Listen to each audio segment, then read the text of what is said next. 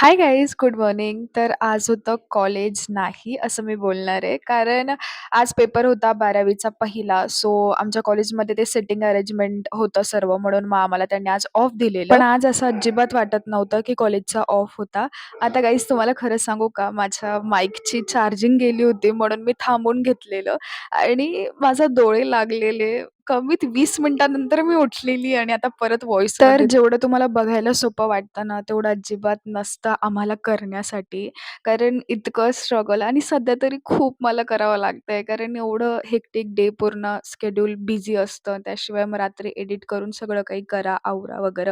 So ते kind of difficult आहे यार. तर मी असं का बोललेली, की कॉलेजला ऑफ होता स्टिल मला फीलिंगच नव्हती येत, की मी घरी आहे. कारण आज पण मी लवकर उठलेली, सकाळी ब्रेकफास्ट वगैरे केलेला. त्यानंतर जेवणही रेडीच होतं आणि मी सुद्धा रेडीच होती. बस डब्बा वगैरे घेऊन जायची बात होती, बट नाही झालं तसं काही. तर दुपारी कामं वगैरे चालू होते, तुम्ही बघू शकता. अच्छा, तर मला परत एक गोष्ट नीट क्लिअर करायची आहे. By the way guys, so sorry. माझा थोडासा गैरसमज झाला. तर जसं मी मागे एका व्लॉगमध्ये म्हणजेच आपला रिसेंटली संडे व्लॉगमध्ये मी तुम्हाला रामफळबद्दल सांगितलं होतं, की त्याची काहीतरी बिहाइंड स्टोरी आहे आणि हे मी मागच्या जुन्या व्लॉगमध्ये तुम्हाला सांगितलेलं आहे. तर ती स्टोरी ऐकण्यासाठी तुम्ही तो व्लॉग बघा म्हणून मी तुम्हाला बोलली होती, की मला कमेंटमध्ये सांगा पिन करायला.